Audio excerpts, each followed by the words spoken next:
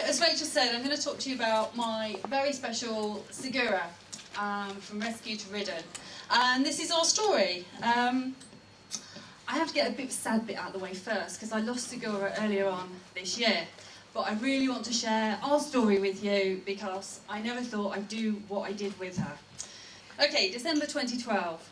I'd started looking for a horse, and I went out to this little yard in Spain, and it was all dark and dingy, and there was just this grey horse there, and she looked at me and I looked at her, and you know how it is, and it's like, oh, I can't leave her there, because she was really skinny, she had long feet.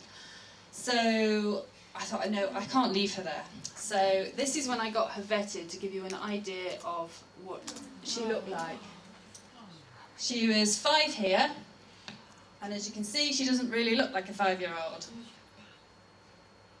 And that was us trying to get her lunging for the vetting, so I could see exactly what sort of physical problems that she may or may not have, because she'd been sort of neglected, really.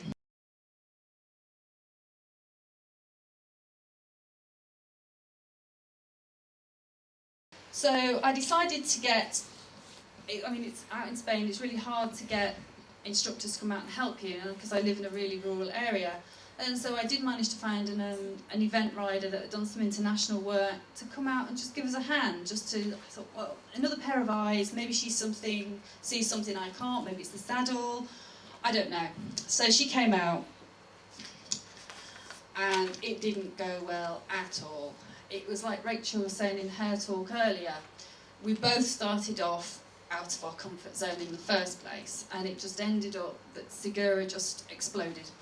And she threw me, and it was awful, absolutely awful. I was in tears, and I remember the instructor went, and she was apologising, and she shouldn't have pushed her so much, and I was just, I was mortified that I'd put her through something like that, because she was in a state, I was in a state, and it was just awful. And I remember saying to her after, I promise, we're not going to do that again, I promise, I will sort this, I will make it better. So we had some time off and just started hanging out together again, and I did some research just to try and find out what can I do, how do I make this better. And so whilst I was doing an ethology course, in the further reading section there was something about positive reinforcement. So I thought, oh, okay, so I had a bit of a read about that, and I thought, oh, I quite like the idea of that, that sounds really good, because it was the complete opposite of what she'd always known. Taking the pressure off completely, giving her choice. So I bought Shauna's book, and I started with the clicker and the targeting. And Sigura took to it like a duck to water, really clever, full Spanish mare, that she was just like, yeah, I can do that, and I can do that as well. I was like, wow, this is really good. And I thought, well, now what do I do? I don't understand the power of the click and the target. I just didn't get it at all. I just thought, well, how do I do things? How do I teach things with this, and how do I take that into riding? And so fortunately, connection training launched then, and I booked a coaching call with Hannah, because I thought, I've got to get some help. I can't do this by myself. I'm in the middle of nowhere with Spanish men trying to tell me how to ride my horse, and saying I should tell you what to do all the time, don't let her get away with it, and all this business. I just thought, oh no, I can't do that. So I jumped in with both feet and had a coaching call with Hannah. And I remember Hannah saying, what do you want to do?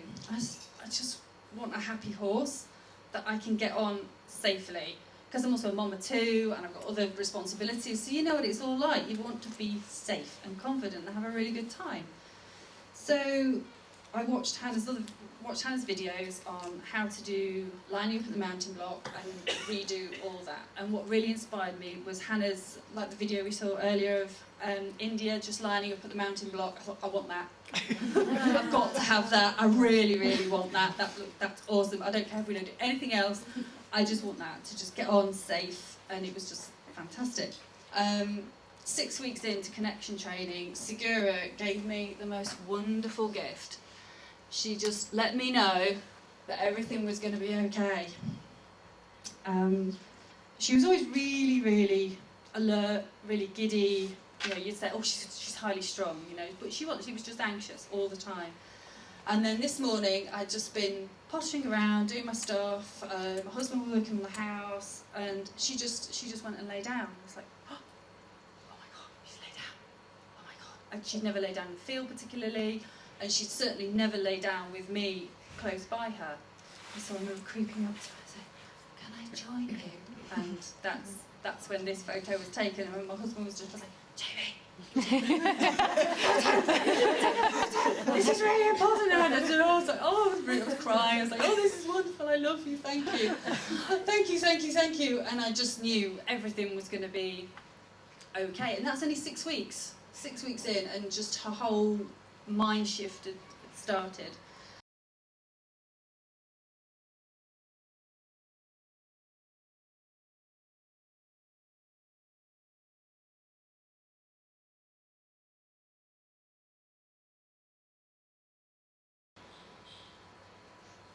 And in between times, we just done standing at the mountain block, giving udder scratches, tail scratches, and just really reinforcing that preferred place, that is a really good place to be, the mountain block. On we get. And then I was, at this point, I'm thinking, we're not moving, we're not going anywhere. And she didn't go anywhere, because I had to really concentrate to think, no, we're not going anywhere. Only when I'm ready am I going to think, move on, and then she will. It really astonished me at the time how quickly the behaviour changed. We were using carrots as well, instead of just the plain nuts. But she's just like, yep, I'm listening, I'm waiting, I'm not going anywhere.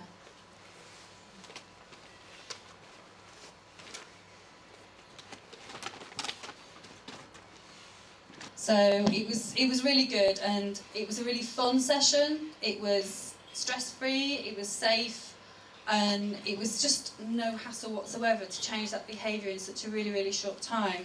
Here we are in November in our little arena. The gate's over here and it's open.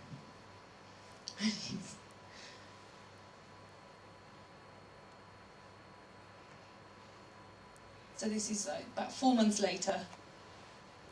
And she's doing her.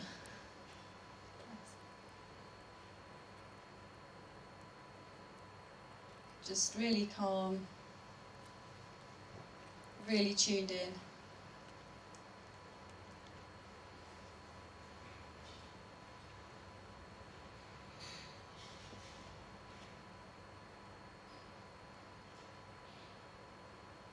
So I always checked, did like sort of pre-ride checks, because we got to the stage in our relationship that sometimes she'd say no to me getting on board.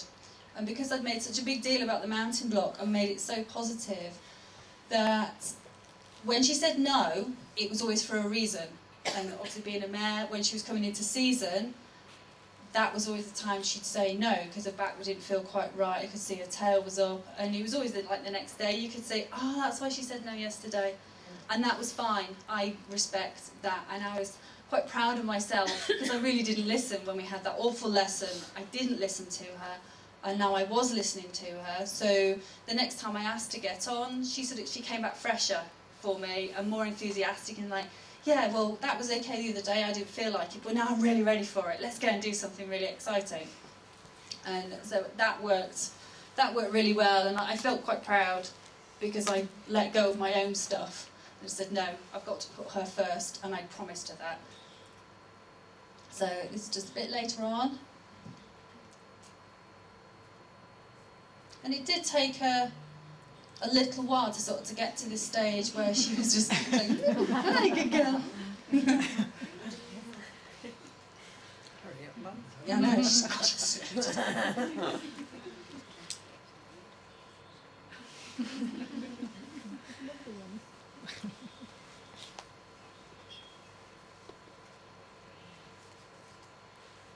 And I always kept it variable at this stage, because you'd never know. Sometimes it'd be a click and treat, and we'd walk straight off, and other days, we'd stand there for a little while, and then off, that day off we went. I was riding my spooky, scary rescue mare out in a head collar, I never thought I'd do anything like that. It was just, that's what other people did. And we'd rebuilt the relationship from something very sticky and horrible and anxious and scary to something really strong and positive. So as I say, when I first got her, lifting her foot was an achievement. And then sitting together, riding out together, doing all this sort of thing was massive achievement. Everything had changed, and I just hope that our story will encourage and inspire others.